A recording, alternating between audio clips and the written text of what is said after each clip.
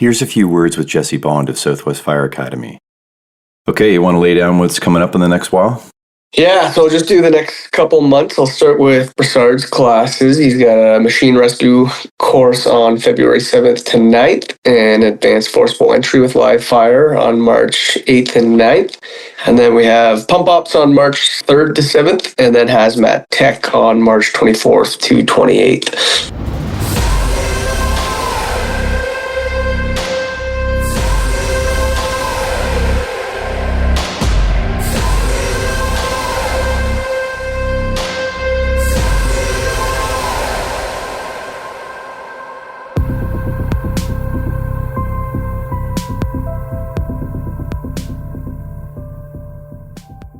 Hello everyone. Welcome to episode 97 of Multiple Calls. I'm Scott Hewlett. Seeing your career as a long play doesn't mean you have to adjust your passion and drive. It simply helps you have realistic expectations so you can weather the storms and make the finish line.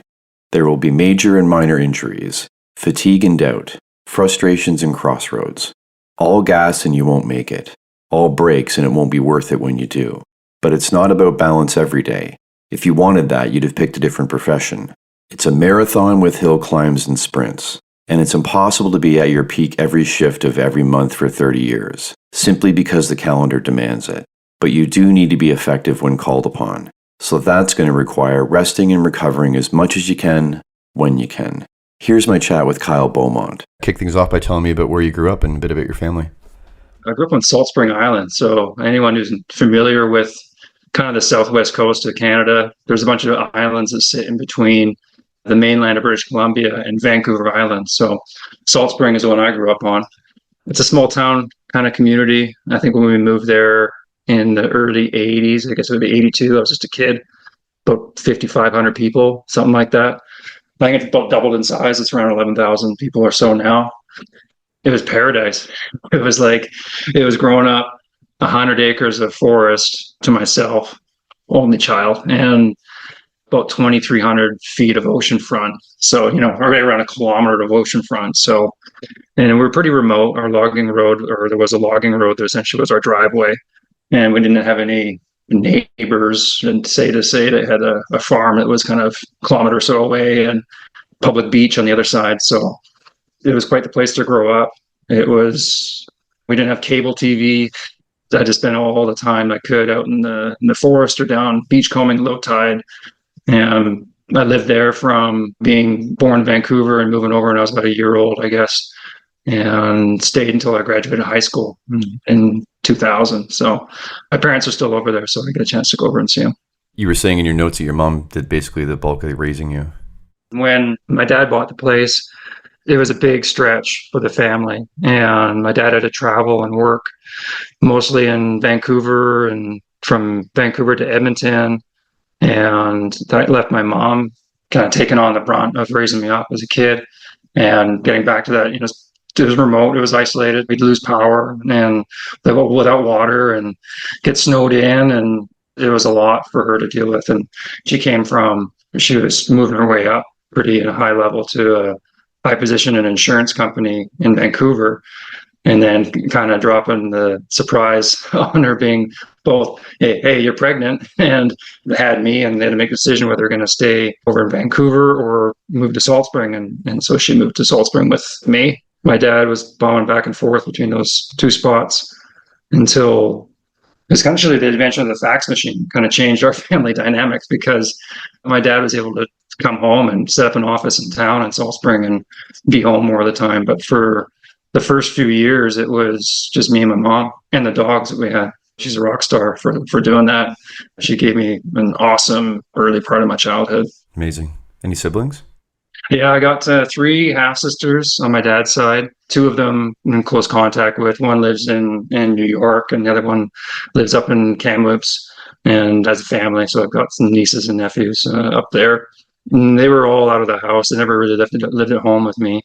I was an only child. They're not quite a bit, I shouldn't say that. They're around 14 to 11 years older than me. So yeah, they were never at home. But they would come and visit, and I always loved them coming over because it was like having sisters, but not necessarily having to share anything with them in the house. Your dad had an interesting upbringing too. I mean, he's his own podcast probably. So he grew up in East Vancouver. His dad was actually his biological dad. He was a Vancouver fireman. And unfortunately, my dad's dad passed away when I think my dad was around 8 or 9 years old. At some point after that, my grandma remarried and married another Vancouver fireman. So I ended up knowing him a little bit. But my dad grew up pretty rough, pretty hard. He stayed in Vancouver and he ended up getting on the BC Lions. He went to open tryouts. I think it would be like 1960. And he was 18 years old at that time.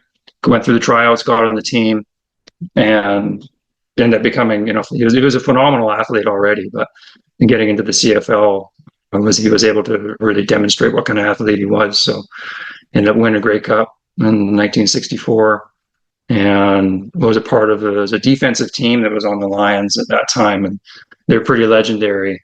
And so he was a part of that. And he got Rookie of the Year? Yeah, he ended up getting Rookie of the Year in his first year, so it would have been 60, 61, something like that. And one of the Dream Team, I think, was another one. It was pretty cool. I remember, as a kid, I remember going over to friends' places and their parents were talking about, oh yeah, I used to watch your dad play football, but we never really talked about football much in the house. And I think that my dad has more of a nostalgic relationship with it now. Because at the time it was interesting. I played sports, but there was no football on the island anyways, and I don't think he would have let me play even if there was. He was pretty cognizant at the time, well before all the research started coming out with head injuries and things like that. So he didn't really want much to do with kids playing football at an early age. He's a record holder. He still has it. He still has the longest interception record in the CFL. I mean, they're not, unless they make the field bigger, the record's going to stand.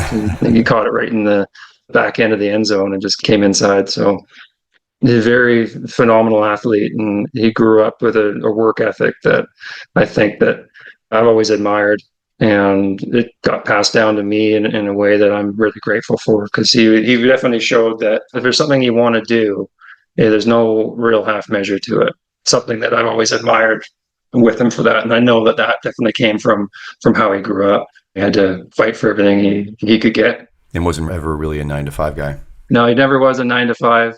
I still go over and hang out with him whenever I can. And I'm still learning more about what he was doing for work, because my dad never had a 9-to-5 kind of job. I never really knew what he was doing because I didn't know what an entrepreneur was, and think he didn't even really know. He just always had an idea of something he wanted to do, or build a company or support another project with what he had. And he was always doing something. He said he was never an entrepreneur that made a lot of money, but he was always able to fund kind of the next project. So yeah, it was different having a father that wasn't put in a box. It was, he wasn't a construction worker. He wasn't a teacher. He really didn't know a lot what he was doing. I just knew that he was busy and traveling a lot. But you still got to spend a lot of time together in the woods.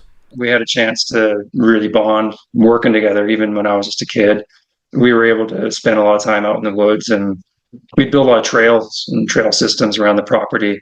It was just fun to do. I had my axe. I remember I think I asked for a chainsaw when I was 5 years old. I never got it.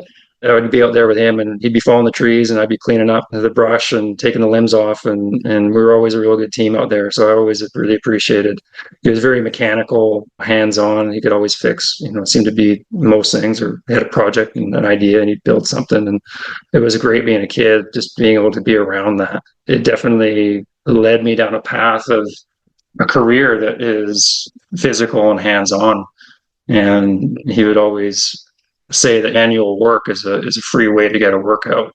So I kind of took that for the few jobs I've had in the past, and even with training and the stuff I do now in the fire service.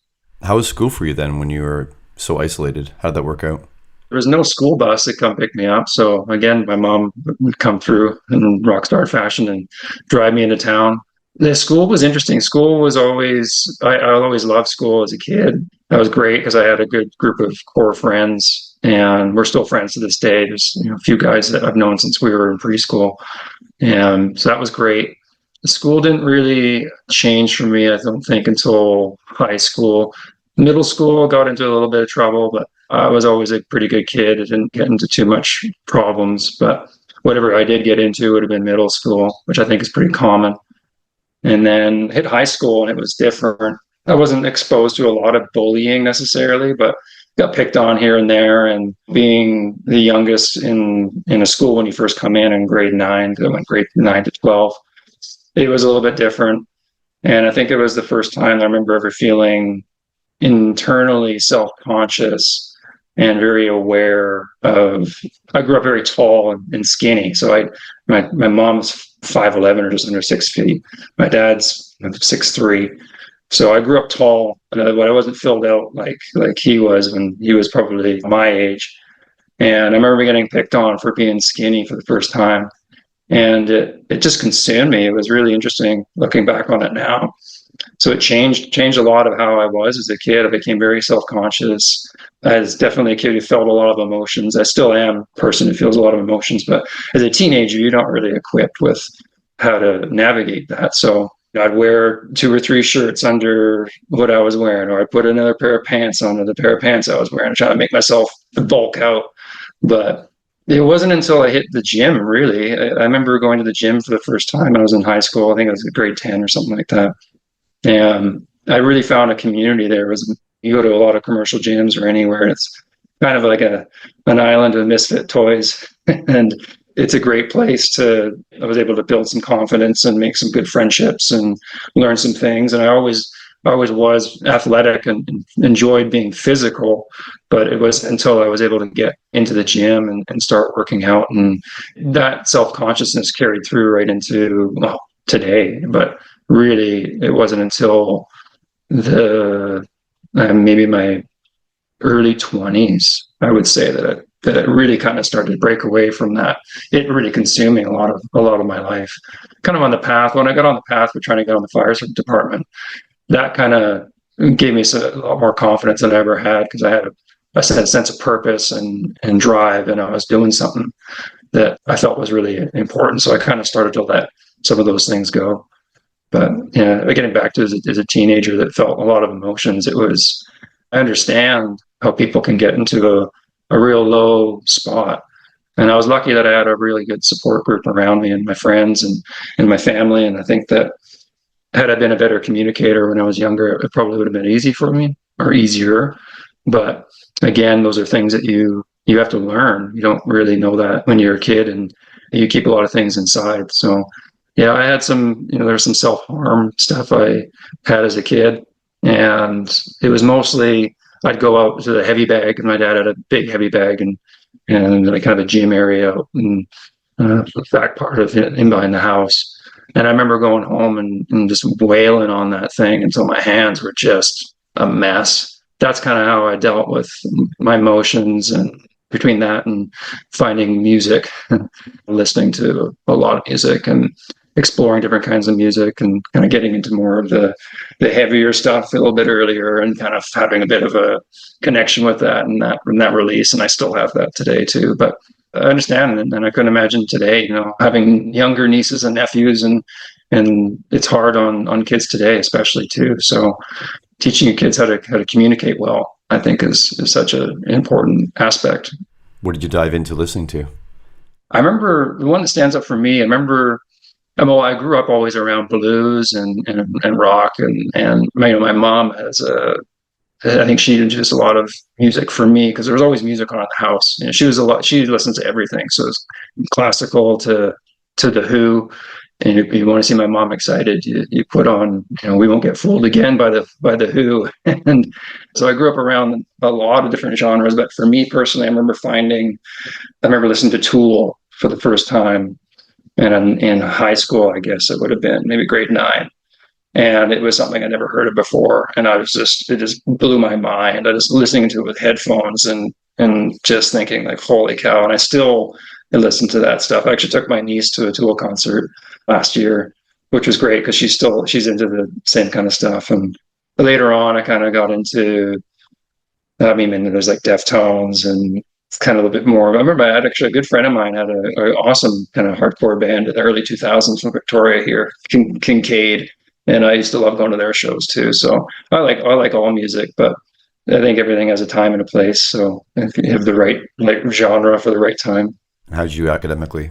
Academically, I was always pretty good. I had a problem with math. I think I tried to take math 11 twice. And my mom is really, she literature, English language, writing, history. She's such an educated person and knows so much about a lot of things. My dad's really good with numbers and math. And I got kind of like a below average of math, maybe a little bit more stronger in the writing, but I got good grades. But at the same time, I know if I had applied myself a bit better, I could have done better. That definitely carried over in university when I left the island after I graduated. Did you have a good circle of friends? Yeah, I had a great circle of friends. And like I said, I've got still some of my best friends today, the four kind of group, or about five of us, I guess. And we still live within pretty close proximity. Yeah, we've been friends since we were in preschool. And right when we graduated, I was planning to go to university, going to the University of Victoria. Didn't really have an idea about what I wanted to do, but going to school was something that was important. So, and I was excited for it. So I was going into the University of Victoria with a undeclared major and just going into a Bachelor of Arts program. And about maybe like two weeks before moving over to go to residence, one of my good friends who I'd known for a long time, he died in a cliff diving accident just off of Salt Spring, and he was only 18 years old. And so it really kind of changed the trajectory for me for school. I showed up, moving from home, going to residence, which was a lot of fun, but I wasn't really in the place to really focus any kind of academic power. I was still trying to figure out kind of grieving the loss of my friend, and kind of threw me for a bit of a wayward path for a bit. I didn't really care about school much. I was kind of just there to hang out and party, and I didn't really kind of get refocused again until I started looking into the fire service career. Did you pull the pin on university? Oh no, I didn't end up completing university. I pulled out early. I finished a total of 1 year of academics in 2 years. So I think that gives you an indication of how serious I was taking it at the time. I do have a regret about not putting a bit more focus into it, but at the time it was just not the environment for me. I was not focused enough to see that I should just totally buckle down and do this. Leaving earlier did get me on the path of finding out the fire service was something I wanted to pursue. So I ended up getting on a fire department when I was 24 years old. So I probably would have still been in school if I was carried on with the degree. Were you into sports yourself? Once you got into the weights and everything, did that change things for you sports-wise? I've always played. Salt Spring was big on soccer. We always had a pretty good soccer team. I played basketball, volleyball, a lot of high school and things like that. I was probably like maybe a little slightly above average or average in most sports. I wasn't an athletic stud by any means, but I did end up playing tennis and got into tennis pretty competitively and would travel around and go to tournaments and had a lot of fun with that. But a lot of organized sport kind of stopped right after high school. I didn't really kind of carry on into anything after that. One of my sisters, she was an Olympic volleyball player for Team Canada. And then my dad being a professional football player, there was probably some thoughts of, well, I should be playing more sports. But I played and had fun with what I played with, but I never really got really deep into anything particular. You had told me that he was kind of ahead of the time with concussion research in the sport.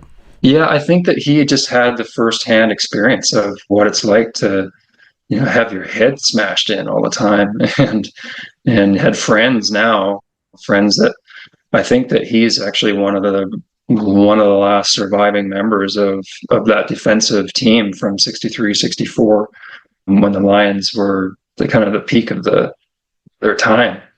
And the friends he does have that are still around, they have high rates of dementia, or they have other cognitive issues and health issues. So he was definitely aware that this is probably a sport that, although I know he loved it and it has developed a big part of his identity as an athlete, he recognized that this is something that needs to be respected too. I mean, and they were playing back in the time when the object of the game was to park the top of your helmet into the chin cup of your opponent, and the athletic ability is probably, it's a higher caliber athletes now comparatively, but the game was such a violent game at that point too. So I think he really understood that it was no joke playing this kind of sport, and he saw a lot of the firsthand impacts of what a career in this sport does, because he's had spinal fusions and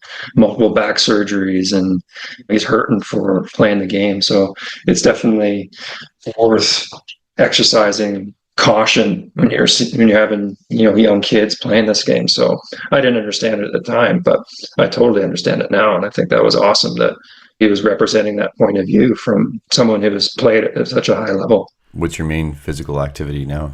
My main physical activity now is staying healthy as much as I can. I got into bodybuilding a bit when I was in my early 20s and lifting big weights and trying to impress I don't know who, but I ended up hurting my back for the first time doing that. And I kind of so a lot of my physical activities now revolves around just staying aerobically fit for work, and then functionally fit as I can for work, and rehabbing all the bumps and bruises that have come along the way, not only in, outside of the fire department, but within the job itself too. I found a pretty awesome little slice of trail running community out here, and I've gotten into that, not seriously, but I've done some local races and went down into the States and did an ultra trail race down in Washington State. So I've definitely fallen in love with that part of that environment. Where I live is the trail systems and the forests that we can get into in pretty short order out here is incredible. So it's not only for aerobic conditioning, a lot of it's for mental health and just getting out there into the woods and putting the headphones away, leave the phone in the car and just go for a good run. It's amazing what you come out of that feeling like. And what started as a rehabilitation project for myself, just for hiking and trying to get my back into shape again after another setback I had at work, it started to turn into, I'll go for a hike. And then it kind of turned into, maybe I'll go for a little bit of a run and a hike. And then it kind of turned into, wow, I really like this. So, and then it kind of came into, I'll see how far I can go. So doing some larger races and 50-kilometer races. And I've got one slated for training for in September. That's a 50-miler out here. So there's a great opportunity to spend a lot of time on some really awesome trail systems out here. What did you do job-wise before the fire service came on your radar? Job-wise for me, I think my first job, I was delivering pizzas on Salt Spring. That was fun. I think the best job I had before the fire service was my dad hooked me up with this job, and I know now exactly what he was doing for a fish plant that worked out of downtown in Victoria. Up at 4:00 in the morning, get ready for work, be at work before 5, spend 9 to 10 hours in the fridge or freezer, packing fish and whatever product, moving thousands of pounds of product a day. It was hard work, which I liked, and pretty rough crowd working in that kind of environment. And it was a absolutely outstanding motivator to light a fire under my ass to get going on a career here, because I just quit school. I came home, moved back home for a summer, and then I think my dad talked to one of his friends who was involved with the company, and I was like, hey, can you get my kid a job? And so my dad said, I got a job for you. And I went down and found out what the job was, and I'm glad he did it, because it was one hell of a motivator to not stay there. So I left that job and went pretty much straight to fire school, and came back from fire school and realized I don't know anything about building construction, and it's probably a good idea to start doing that. So I just found a laborer job at a construction company again, my dad was able to have a contact that helped me get in with that. So I was lucky to do that. And I just was the other end of a shovel for a while, and slowly starting to put some tools in my hands, and then finally ended up going down the apprenticeship kind of line, and got 2 years into my apprenticeship. No, I finished 1 year of carpentry apprenticeship, and then ended up getting hired. So those are kind of really the only kind of two major jobs I had, was working at that fish plant and then working construction. How did the fire service come into your thoughts, and what was your first exposure to it? My first exposure to it was my friend's dad was a volunteer firefighter on Salt Spring. And I remember he always had his turnout gear in the back of the Jeep. And we used to hang out down at the fire hall as kids. They had video games and things like that. And we'd go down there and hang out with them. And it was just kind of cool. It was a cool place to be around. I didn't really understand it as anything like a job or anything like that. It was, I remember going to, I guess my first exposure to it really was going to my grandfather's funeral in Vancouver and seeing, I think I was maybe, I don't know, it's like 7 or 8. I could have been maybe a bit older, I guess. But I remember being there in the funeral, and all the firefighters in uniform and the white gloves, they're in their Class A's, and it made an impression on me. I remember it being something that I vividly remember. But as far as the first exposure, it would have to been, my good buddy's dad, who was a volunteer firefighter.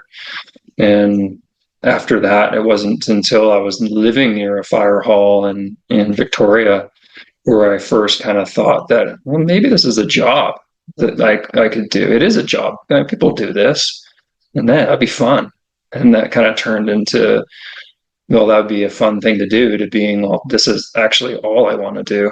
I kind of was able to went around a few fire halls, and went to one in Vancouver with my dad because he still had some connections with some people he knew that still had family members working in the department. So I was able to pop in and go to a couple halls and ask some questions. And as I found out more and more about the fire service, it just snowballed and turned into something that it became, I don't know, not an obsession, but it was just, I wanted to be a firefighter, and I wasn't going to stop until I became one. I remember going to one hall in one city, and I met a great crusty old captain. I'd never met him before. I just kind of had a contact through another friend, and it was great because he was just kind of like, so you want to be a firefighter? And I was like, yeah. And he's like, you're not going to make it. I'm like, all right. I'm like, yeah, okay, that's good. He's like, yeah, no, it's a hard thing to get into, and you're probably not going to make it. I remember him saying that, and I was just like, no, I'm gonna do it, kind of thing. But it was another good one to have, this kind of that another little motivator to buckle down and get it done. Where'd you take your 1001? I went to Vermilion, Alberta. Their fire, I think it was called the Alberta Fire Training Center, and then it just turned into Fire Etc. I'm so fortunate in so many ways, but my grandparents, they footed the bill for me to go, and that was an incredible opportunity. So I packed up and moved out to Vermilion, Alberta for 3 months, and from February to May, I guess it was. So we got some weather, got some experience of what it's like being around or being in the flowing water as a firefighter in minus 25. I'm a fair weather kind of guy. I never moved past the West Coast, so that tells you what kind of weather I'm used to. So, but the Vermilion was great. It was such a great opportunity. It was 20 years old, and a great group of people that were in the kind of core group of the class. It was awesome to do this stuff for 3 months straight and come out of there. I mean, you're 20, so you kind of get cocky and confident and think you know about a lot. And then the reality of finishing your 1001, going and writing for your first city for the first time, and seeing the amount of people trying to do the same thing that you're doing. And then it kind of hits home that, oh, okay, maybe this isn't going to be something that happens right away. But no, Vermilion was great. I had a great instructor, and still keep in a limited contact with him. He definitely set the tone for what's expected, what makes a good firefighter, as far as characteristics and attributes and work ethic, and it just set the expectation of anywhere you go, if you kind of followed what he preached and what he went on and preached, what his work ethic alone was something to be admired. So it was, felt like if I did that, then I'd be successful. So I'm incredibly grateful for having him as an instructor that kicked things off for me. Did you join the volunteers before you got on full time? Yeah, I had a great opportunity. So I came back from Vermilion, finished my 1001, moved back to Salt Spring for a summer again. My girlfriend and I at the time were house sitting for a place over there. And I remember going into the fire hall, and I talked to the chief, who was a retired Surrey captain. I think he retired out as a captain from Surrey, and then came to Salt Spring and was the fire chief there for quite a few years. And I talked to him and said, hey, this is who I am. I just finished my 1001. I'd love to come in and help in whatever way I could. And he essentially said, sure. And so he like gave me a pager and some gear, and I started showing up to practices, and I just kind of jumped on board halfway through the recruitment for that year of recruits. I think I did just a little over 3.5 years, something like that there. It was phenomenal. It was such a great experience to have. I was lucky. I spent a fair amount of time around the fire hall and was able to get on for a few house fires and be on the nozzle and get some good exposure with that, and have some really good mentorship from one of the career training officer captains there. He's now the fire chief now there. I don't know how it would have gone otherwise, actually, if I wasn't able to get on as a paid on-call firefighter somewhere. That gap from coming out of your 1001 to getting hired on somewhere, I think that would have made the transition from going from a paid on call into a career department a little bit rougher, I guess. But no, I had a great time over there in Salt Spring. It's definitely, I have so much respect for people that live and volunteer or firefighters or any type of emergency responder that live in the community that they're doing that in, because it adds a whole new perspective and layer to the occupation when you're knowing these people, when you're going to these houses, or you're dealing with other people's friends and family and your friends and family. And I remember going to a early morning MVI with ejection and entrapment, and it ended up being a friend of mine from high school. It was her little brother, and he was the driver, and ended up being the fatality in that. So it's a lot for your community to do that kind of work in your community. So I've got so much respect for the people that do that, because I don't think I could have done it. I think there would be maybe an opportunity for me to stay on Salt Springs as a career. They were hiring more career firefighters, but it was definitely one of the things I was thinking about, that, man, geez, I don't want to do this job over here. I want to go to my friend's parents' house for something or do that. So I'm really happy had those years of experience and opportunity. It was great, and I wouldn't have rather have done it any other way. And what was the academy experience like when you finally got on full time? We're a single hall department. We run an engine and a battalion out of it right now. And so our recruitment, our academy essentially was, at that time you did a drill from Monday to Friday, from 9 o'clock till noon. I guess actual hours were 9:45, but you'd be there at 9 at the latest. So you do your drill period, but you're also on shift. So you say your shift pattern, we still work 2 days, 2 nights. And so if you started on a Saturday, so your day shift starts on a Saturday, you'd work day shift Saturday, Sunday. And this would be as a brand new recruit.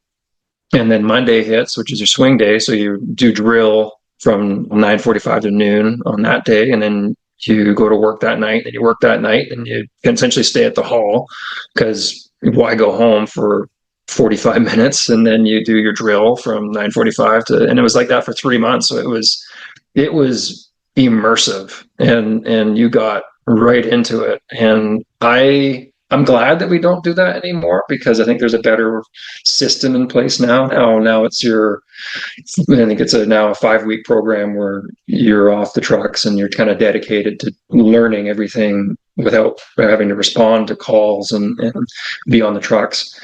I'm glad that we did it because it was hard, and it was kind of a lot of tradition in that way because that's how it was done for so long. And at the time, it was, the chiefs would come out and the senior officers would come out and watch you drill. So you had some pressure on you. And I remember we had to do a district map every month. So you draw out a district or a portion of our area. Like I said, we're a smaller department. Our district's only just over 10 square kilometers. So, we're only talking 4 miles or so, square miles. So it's a pretty small area, but you'd have to draw whatever your district was for that month. So your first month's district ran from these streets to these streets, and you had to remember all the 100 blocks and where the hydrants were, and you draw it from memory. So you'd be out in the drill court, and I don't know, you'd be tying a chainsaw up for hoisting or tying tools, and a deputy chief one time, and he was just leaning over your shoulder, kind of yelling at you what your district was, and it was great. It was a great experience. I think that there's a more efficient and better way for onboarding recruits now, but I'm glad that I had that opportunity to go through it. You had a pretty special drill tower too. Yeah, so we had this drill tower that it got put up in the 60s, I think, and it wasn't much of a drill tower functional wise. I think it was like the landings were like 10 foot by 10 foot, and the stairs going up were more like a shipboard ladder.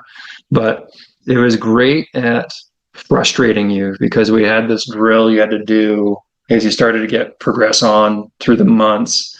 It was they call it an attack the tower drill, and it was you'd haul up a 1.75 inch charge line from the ground floor, and you had to show water on the 5th floor. And it was kind of like, okay, go get it done, all packed up and on air and everything, obviously. And it was a good lesson on how well you kept your cool because it wasn't functional, but it sure kicked the shit out of you if you didn't do things efficiently, and it would frustrate you because the hose would get tangled up, and you'd watch people struggle on that thing. And you can kind of tell a lot of someone's character when they really get under pressure and under frustration, and things aren't going well for them, and seeing how they react to it.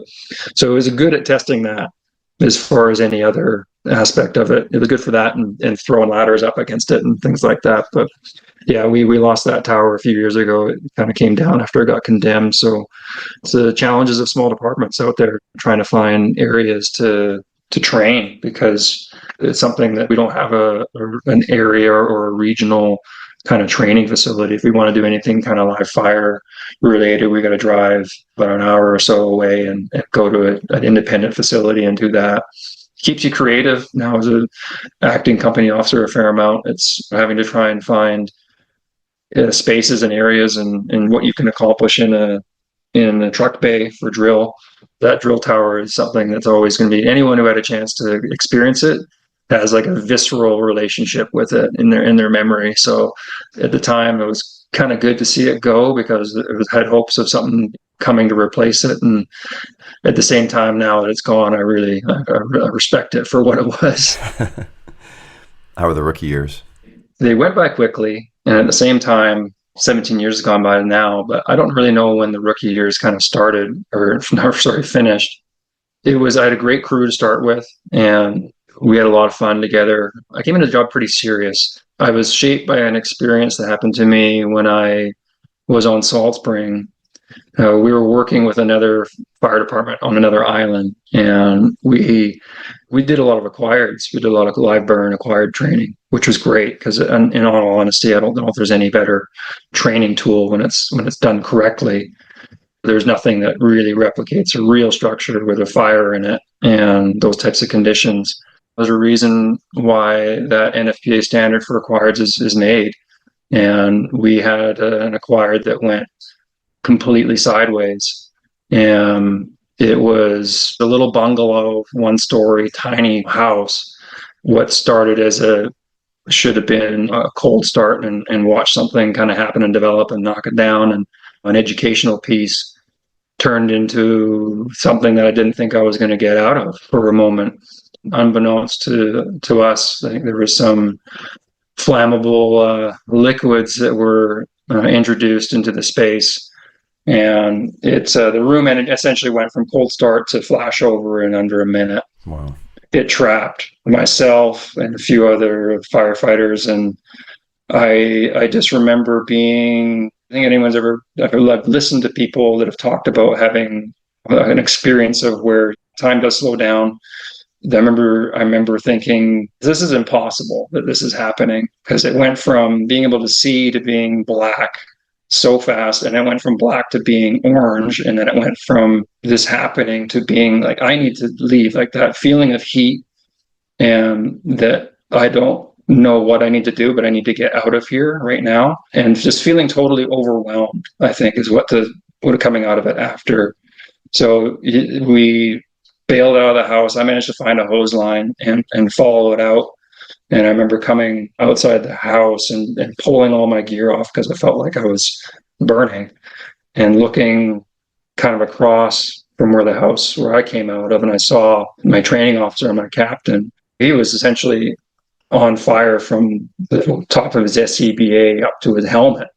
And I remember just thinking, and then at that point, fire was blowing out of every window in the place and every opening. And it just happened so quickly, and I had no control over it. And thinking that at the time I was training tons, I thought I kind of knew some things about some stuff, and just being caught in that moment of just being completely overwhelmed, it really, after we realized that everyone's okay, burns were minor and superficial, but we wrecked turnout gear, we wrecked SCBA, we had a full debrief after about what happened, and we got real lucky, like unbelievably lucky. So I came pretty close to that experience, and then transitioning into a career department, I think I was serious about the job. I've always been really serious about the job because of that experience of knowing how quickly things can go sideways, even when you think that you have control. And when something happens and the chain of events happens and that takes that control away from you, that is a terrible freaking feeling. And I never wanted to have that experience again. So I came into it like serious, like this is my job. I'm gonna learn this stuff as best as I can. So I did. And through those rookie years, I just tried to absorb as much as I could from the people that I could and respected and knew had a lot of information and value to provide the people that actually took time to mentor you and spend some time with you as you're in your rookie years. But there's that no man's land that kind of happens after probation and after your class exams, and so now you're a first class firefighter. So what are you going to do to keep things going? And if you don't have a really active and progressive training mindset, then you're going to probably maybe have the opportunity to kind of stagnate a little bit. So I definitely took the idea that I'm never going to learn everything I'm going to need to learn for this job based on the training I get from the department and from what I'm learning on calls or from the people around me. I know those are all things you want to make sure that you're paying attention to and learning, but you do have to, if you really want to try and be as prepared as you can for those unknowns that we're going to go into every day, then it's going to take a bit of your own effort and time to start learning some stuff on your side. So, I mean, I started finding some stuff online that was great. I remember a website, I don't know if it's still around, it was called vententersearch.com.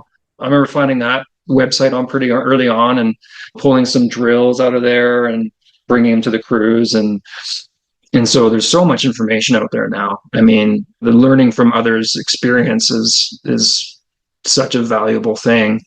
And the opportunity to do that now, the amount of video content, I've got a file on one of my flash drives that's just size up stuff, and it's just kind of scraping the internet for whatever videos that come up, and just having, so all that information is there. Industry that's putting science behind our occupation now, so there's even more stuff coming out and great stuff from all different avenues that you can get into. So my rookie years went by fast. And I remember having some people now underneath me and being in that position was great. I really respected the firefighters that kind of took me under their wings and were interested in making sure I knew what I was doing and what I was doing was right. That goes a long way. There's always a leadership position in any position within the fire service, whether you're a brand new and you've got another person that's just kind of starting underneath you, or you're the senior firefighter on the crew, or you're an officer kind of thing. But no, I really enjoyed my rookie years, and I don't really know when they all of a sudden they ended, and then now I'm not driving a fire truck that much anymore. I'm not in the back seat anymore that much. But yeah, they go by quick. And so if anyone's out there is in their rookie year doing this right now in a department, like enjoy it. It's not something to kind of wish that you can't wait till I'm more senior so I can do whatever. Enjoy the backseat and take the time to really mine whatever you can out of the people that have maybe a little bit more experience than you. Or it's a great time to be on the job for those years. How'd you start getting involved with instructing? I did a little bit on Salt Spring and paid on call, kind of found a little niche. We ran a fire cadet camp with some outer islands. So we'd take, that's one of the things that is hard for a lot of these communities, and I'm sure a lot of other small communities can relate to this, is trying to acquire and retain volunteers. And so we had this fire youth cadet camp that we would run through Salt Spring, and we'd go to one of the other Gulf Islands, and we'd run high school kids through a week of fire training. So I was over there as a part of that. So I'd say that's kind of my first experience of, I had my fire service instructor one at that time. So I kind of knew lesson plans and things like that. So I had started being more involved with training development and instructing some of the stuff. And for my own department, I think my biggest thing I probably did in Oak Bay so far was, we had a real challenge with our old high-rise stuff. I think it's kind of a common thing. A lot of apartments, it's kind of one of those areas that kind of get put in the closet for a long time. We're not really, we're so used to, we've got our hose packages for what's coming off the truck, but what are we doing when we're hooking up into a standpipe system in a taller building? And we used to have, our standpipe kit was 2 rolls of 1.5-inch hose with like a 95 gallon per minute fog nozzle and a couple door wedges and a strobe light. And it was carried in like a giant like purse thing, and it was disconnected. So you'd have to roll the hose out, and it was just, if it had ever come to task in a real like challenging incident, it probably would have failed the guys, and it would have been maybe not like the Meridian One Plaza fire, but it was something that was ineffective. And I remember having that opportunity, and I had a bit of seniority at the time. And so I kind of had a project with another firefighter to develop this high-rise standpipe program within the department. And me and him, we got demos we got Mercedes Textiles to send us some hose, and we had a really good senior officer at the time that came in from another department actually, and he was our shift supervisor on our crew. So he was just letting us run with this project. And so we brought in a bunch of different hose, and we were testing out things, and we were researching stuff. And so we finally developed the package that we have now, 2.5-inch lines with 1.125 smooth bores and elbows and inline gauges and all the standard fare for standpipe kits and operations. So after we got this equipment, it kind of came into, well, who's going to teach people on it? And since I'd done so much work in the research and development of it, it kind of fell on my lap to start instructing it and teaching it. So I think that was kind of my first experiences doing any kind of structured instructing within my own department. It was a great opportunity, and I really liked doing it. So one of the things about instructing, when you're doing anything where you're demonstrating something in front of people and you're talking about an area of education, you got to know your stuff. Like it forces you to know this stuff and to keep up to date with it, because the bullshit detectors are pretty high in the fire service. And if you're up there trying to teach something to people and you don't know what you're doing, then you're not helping anyone. So instructing's forced me to double down and dive into a lot of this research and a lot of the numbers on things and learning as much as I can. So, and it helps me. I've always been a total fire nerd too. I've always been the kind of the geek on the crews for finding stuff and for research or showing videos and things like that. So it kind of it aligned itself well with me, and I really enjoy it. I loved how you phrased how training is the blueprint to building the culture. Yeah, I really don't think there's anything that solidifies a team more than doing hard shit together. The training allows you to do that. The training, if you train hard as a crew, and you're working together, and the training is challenging. I don't think there's been any better way to solidify a team. It just lends itself to our human traits to bond and to work together. And I really think that the training is such a vehicle for developing that culture within your department. If you want a team that's going to be able to function and perform well, you got to push them in training. And if you have a group of people that come together and it sucks and it's hard, it bonds people together. And you just see that time and time again, from military history to stories from our own profession, that you see how effective good quality training is, and how it can really influence how your department identifies with itself, and that true identity of a department is in. And that's my goal, is to harness the power of our own training program and kind of steer it in a direction that it has a clear identity of what we're wanting to do. And I think it's a great opportunity for us. We're a small department. Like I said, we're arriving with an engine company. And we are increasing our staffing to the point where we're going to be arriving with an engine and a squad of some sort, or a ladder. But right now it's an engine company, and we rely completely on mutual aid for backup. I remember going to earlier fires in my career where mutual aid wasn't necessarily called right away. You were working, like you would arrive, you'd be the jump seat taking the hydrant, you'd take the hydrant, you'd hustle up, you'd find out what your next assignment was. Okay, you're pulling a line to the door. Okay, now you're pulling a ladder. We were doing a lot with a very little amount of resources. And no, that's not the way we want to do things. We want to have the proper manpower and the personnel to effectively operate in the scene. And thankfully, there's standards that are saying what those numbers should be. But at the same time, there's something to be said about arriving on an engine company or whatever piece of apparatus you're arriving on and performing at a high level and doing a lot of things with limited resources. And I think that's an identity that we've kind of created. It's in our past as a department. It's kind of how we've been able to run in the past. And this is well before my time. And we were really known for a high level of performance and training on the fireground. We're getting ourselves back to that place. And people want it. People want to be pushed. They want to do hard things. At least the people that really thrive in this career. I don't think people get into this because they were expecting an easy job. And to do those hard things together as a crew, you come back from hard training or come back from a fire or something like that, and everyone's fired up about it. How I got into working with Nathan at Prepare For was that type of training, him coming in and teaching us the RIT training. Everyone's covered in bruises. Everyone is sore. And over the course of the few days, but everyone is having a freaking blast doing it.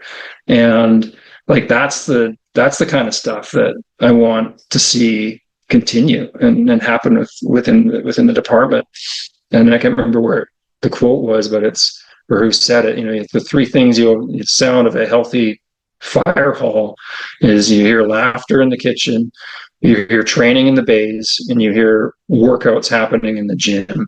And those three things are a very good sign of a healthy department. I totally believe in that. The culture is going to be defined about how hard you're working as a team. And really, unless you're running all the calls in the world, so you're getting that opportunity to do that day in, day out, which is not necessarily the environment that I'm in, we need to establish it with hard training, and that's how you move it forward. I think that's totally where you develop the culture within the department, especially for us. Have you struggled at all physically or mentally through the career so far? Any length of time in this profession, in emergency service, fire, police, EMS, you're going to encounter challenging things because we're not all 100% going into these things. So we all have our own pasts and emotional traumas and injuries going into this profession, and this profession will expose what you haven't worked on yet. And for me, it was, I think, kind of the first, mental challenge I had was in, I think it was 2015 that we had, 2016, I think it's 2016.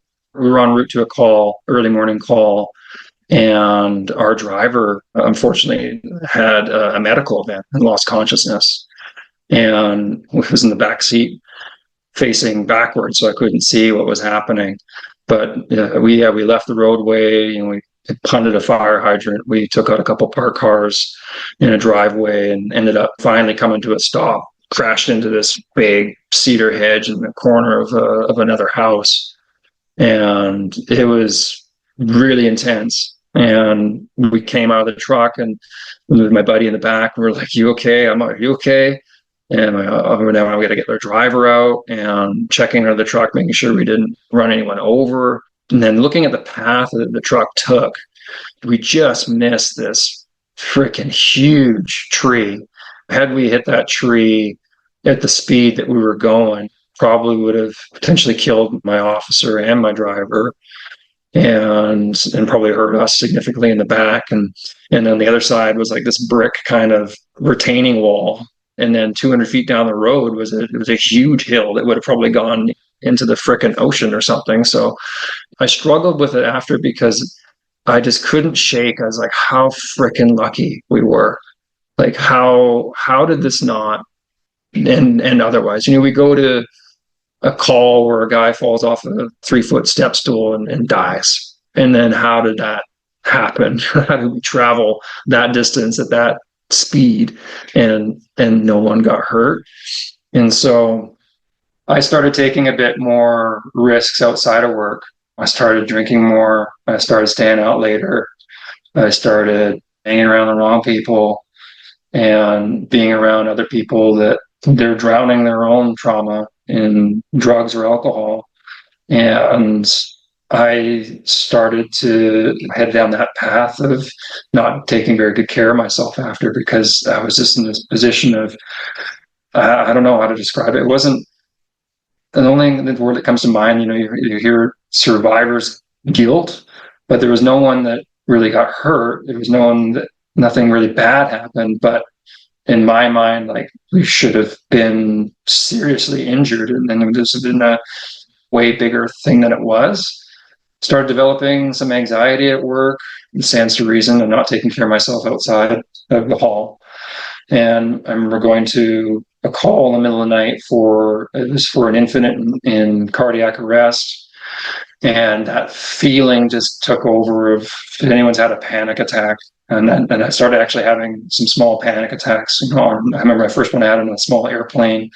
I kind of started feeling this rush kind of come over me. And I remember getting out of the trucks and we go into the call, and I'm in the back. I'm going to be attending.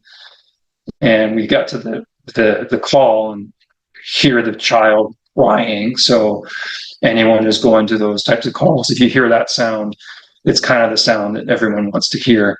But I remember after that just thinking, like, I am not doing well. Like, this is not the place that I want to be. And it didn't happen immediately, but I started taking some small steps forward. I started working with a mental health counselor and getting my own house in order and making some changes with the time and relationships that I had outside of work. I went through a separation, and I started kind of getting on the path to taking mental health seriously, taking my own actions on my mental health seriously. And since I started doing that, it is going to the gym for your brain, like, to understand.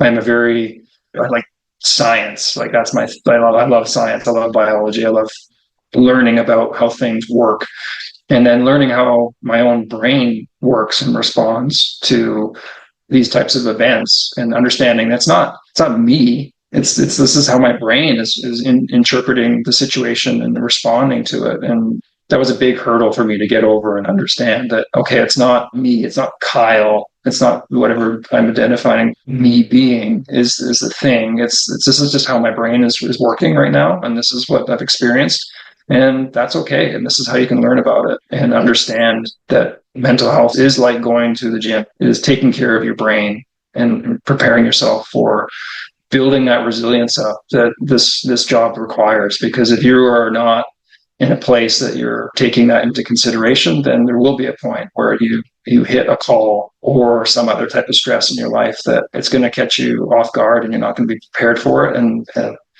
We've had an off-duty suicide from our guy who had just recently retired from the job, and he died by suicide a couple of years after his retirement. We've had people retire and essentially never step foot in the hall again. So that mental health aspect is super important. And I didn't really realize it until it really came crashing on my own door after that incident, and the next year after it. Physically, you've had your challenges too. Yeah, physically, I mean, it's a physical job.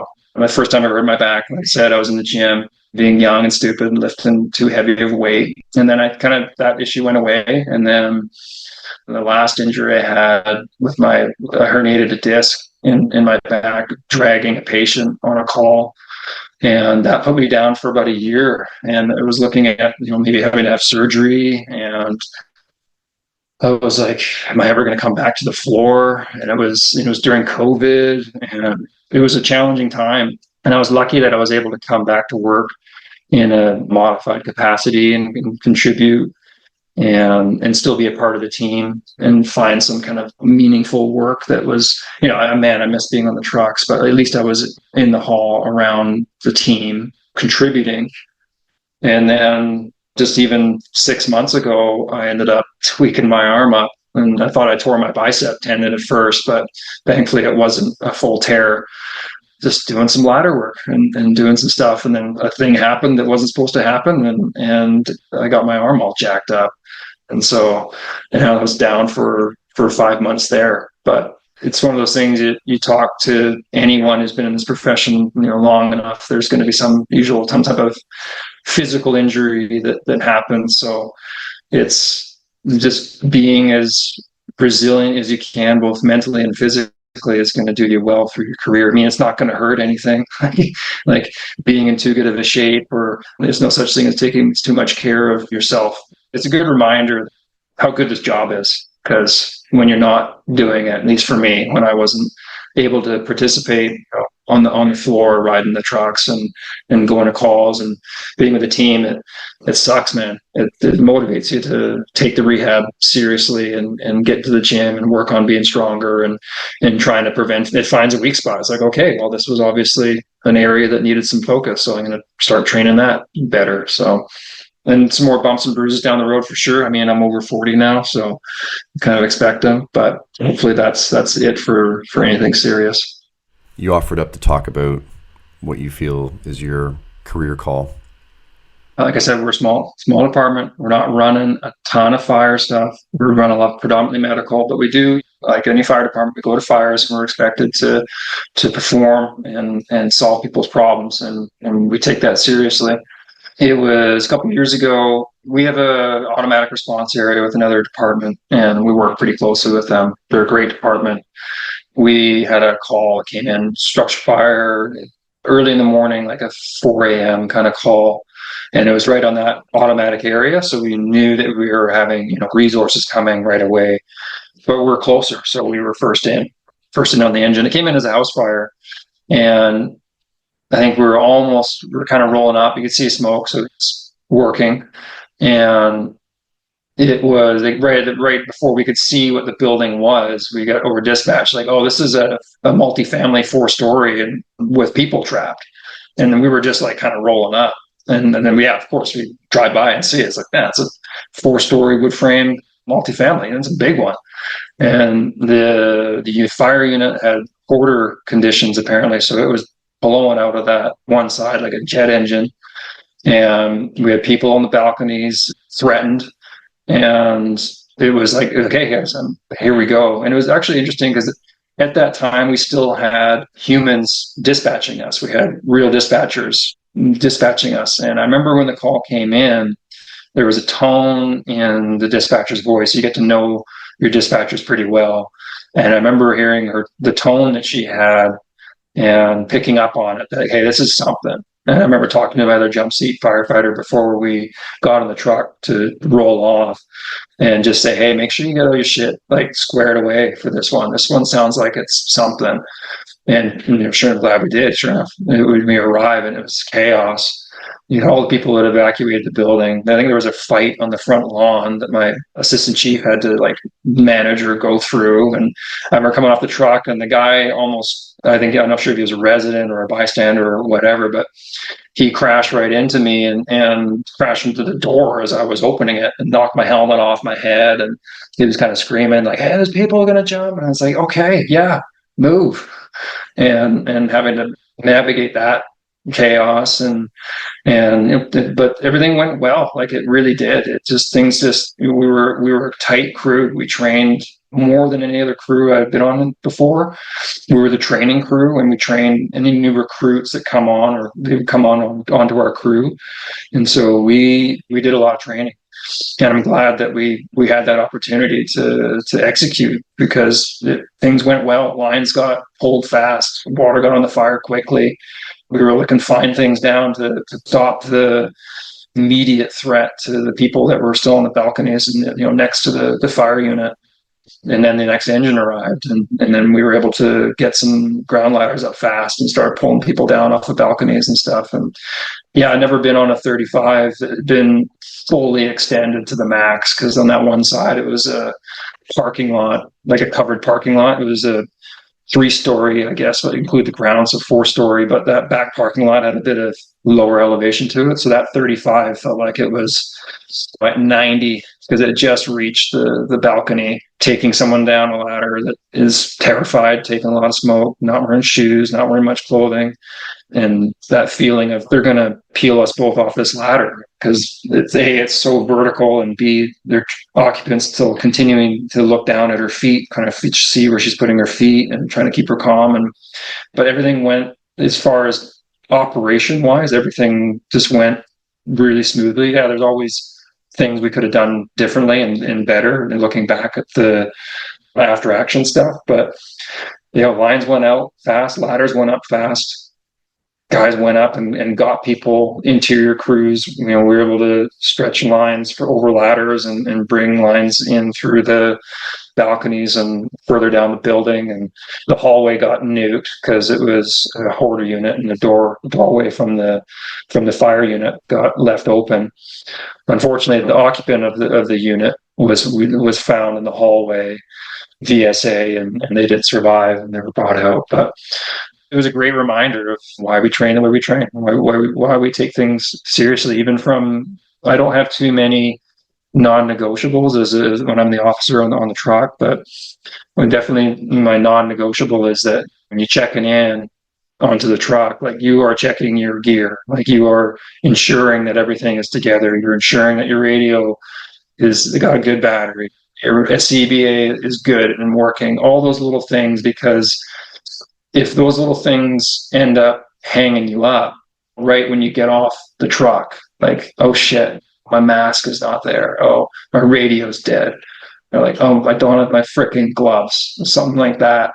You're setting the team up to fail right away. And I just, that's one thing that's a non-negotiable for me as an officer. Like, if that happens, like, it's going to be a problem.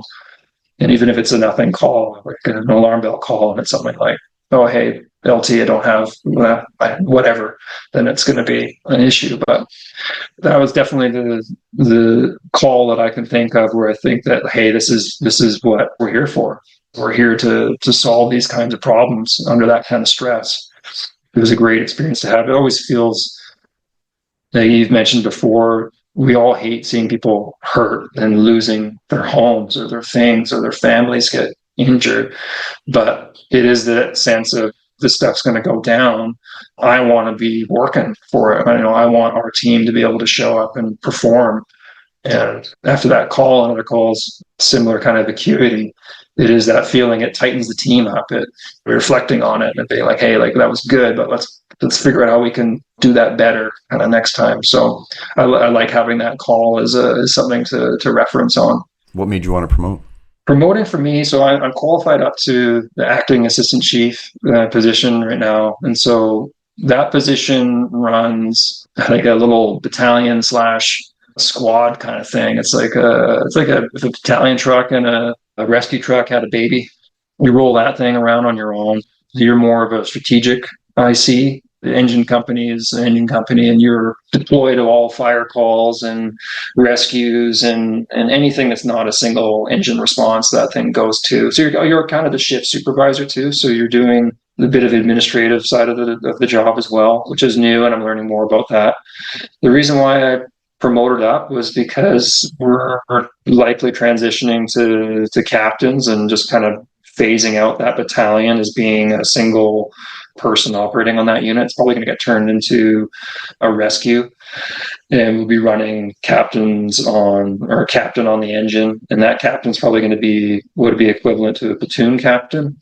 Those qualifications are kind of from assistant chief or pretty well aligned with being that captain on the engine. So, and that's my goal.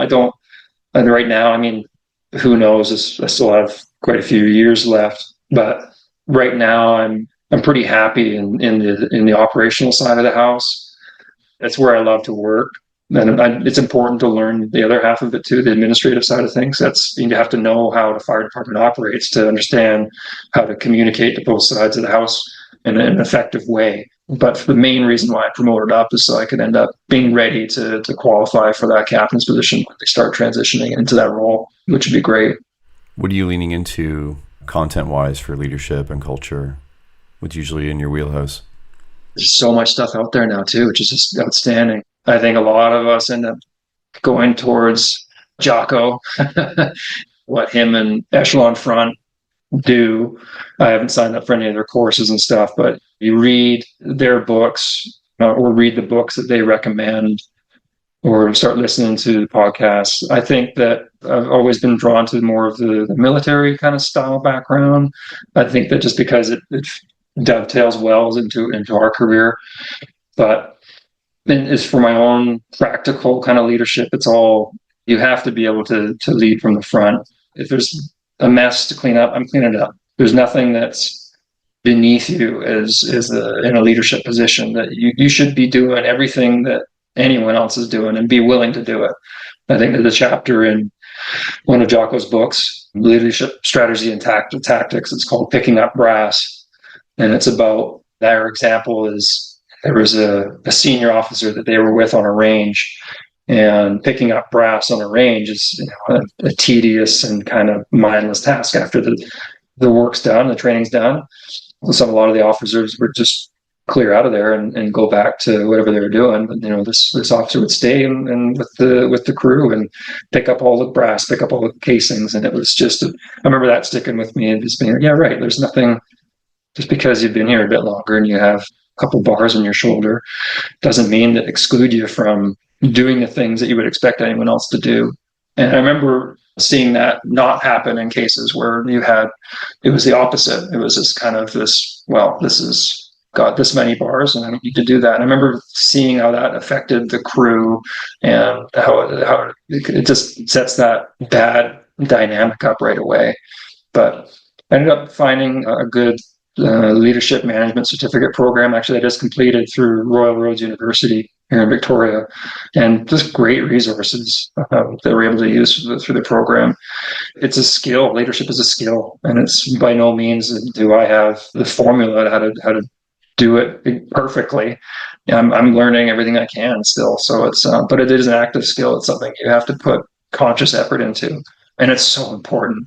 Like, man, I don't know. Like, I don't know if there's anything more important than leadership within an organization, especially ours, because it's two sides of the coin. You can have tremendous leadership and tremendous challenge and you can overcome frickin' anything, or you can have terrible leadership and terrible challenges in front of you and nothing sets a team back further than that. So it's so important, and I just love it. I'm fascinated. I don't know if it comes from my dad playing at a high level of team sports and hearing him talk about how a team gels and the power within that, or if it's just something that I really have within me that it just scratches that itch that's like really important to me. But that kind of team dynamics and that leadership stuff just found a real home for me. So I just continue on learning, man. It's all you can do. Have you listened to the MCTI Teamcast?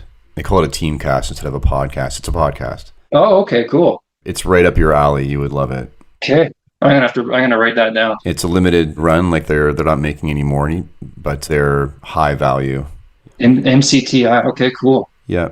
Yeah, no, I've never heard of that one. It's all about mission critical teams, obviously, and firefighting's included in that, and just the study of it and the structure and how you choose and select people in high functioning teams. Okay, yeah, that sounds like something that I definitely need to. But it's just one of those things, like you talking to you or talking to other people that are passionate about this profession. You get exposure to learning new stuff, and then you're just like, okay, well, hey, what a minute, like, who's this guy? You listen to it, okay, and you end up learning. You're like, Jesus, how did I not know about this? When you start to get into it, you're gonna have to message me and let me know what you think. Yeah, okay, I'll do that. I haven't been to any fire conferences. It's a plan for me in the future. I don't think there's funding for it within the training of the department, but going to some of this stuff on my own dime is going to be valuable to check things out, because getting a chance to meet other people that are passionate and educated and are wanting to accomplish the same things that are aligned with your own goals within your own department, because we're all really the same. Like, I mean, you've met enough firefighters, have been to enough different fire halls to you expect to see the same things, the same personalities, the same things on the wall, the same things in the trucks, going to the same kind of calls. It's just replace some different names and faces, and it's great. So some of us even look the same.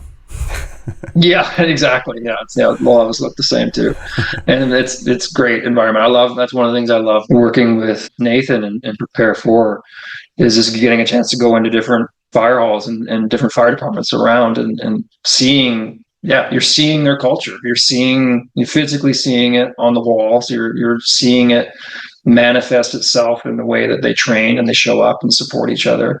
It's great because there's always challenge. There's always people that are there that are just like, oh, I don't know. You're having people that are, they're volunteering their time to do this for their community. It's like straight volunteer a lot of these places. These people, they have desk jobs or whatever. They're working within their community. They're teachers.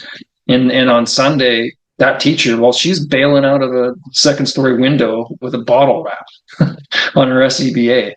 And that's just badass, man. I love that. It's great. You see that, and it's so. I always come back from those environments fired up, because if they're doing that, then man, like what can we do? And when it's our job to do so. So yeah, I've said it many times before, and I'll say it one more time. It's great to feel a part of the service as a whole, and not just a part of your one department. And exposure to other departments and people are so important for that. So I worked a little bit on the union executive for a couple of years as a trustee, and anyone has opportunity to do that, get involved with their union or anything that gets you outside of your own world and meeting people from different jobs and different backgrounds, different cities. You realize that we're all collectively a part of this thing, and we're often dealing with the same issues, same challenges. It makes it so it's not, as far as the challenge goes, it's like, okay, well, yeah, we're all dealing with this, but we're moving ourselves forward. And it's great to see, even the stuff with have the science now backing up with a lot of what we were talking about before, with all the stuff that went out to Governor's Island and all that work that went into it, and the continued research that the ULC is doing or UL. It's like all of that continues to make our world a bit bigger. The fire service is growing, and it's great to have those agencies on board now, and firefighters like from different backgrounds now being a part of their team too. So yeah, I totally agree. It's just great to be a part of this large group. Any city in the world you go to, you see a fire hall and you can put your head in and say, hey, what's up? Hey, what do you guys got going on over here? How can people reach out to you if they want to connect? If you want to reach out to me, I think that probably best my email. Contact me at kbeaumont@oakbay.ca. Now, I don't have much of a social media presence. I'm on Facebook. You can feel free to shoot me a message on there, Kyle Beaumont. I mean, there's probably a lot of us, but yeah, I'm working to build up a bit more on social media. I think that as this training kind of kicks off, and I kind of start doing some more stuff with work and some more permissions from the department to have a bit more leeway, maybe create some kind of training account so it'll be there. But right now, email is probably the best. I'm continually just so happy that meeting great people leads to meeting more great people. So I'm glad Nathan connected us, and we've got that small world connection, and my world becomes a bit bigger and we get to connect and get to know each other. So it was awesome to spend time talking to you. Yeah, totally, Scott. No, I appreciate it, and grateful for what you're doing on this platform, man. It's great. I love listening to people that you're bringing on, and like you said, you're part of connecting all of these people together, including myself with you and other people I've listened to on the podcast. So appreciate it. And listening to Ray McCormack, he said something at the end there, and I just latched onto it. It's like, yeah, every firefighter has a story, and I just appreciate you allowing this platform so I can tell a little bit about my story. So thanks again.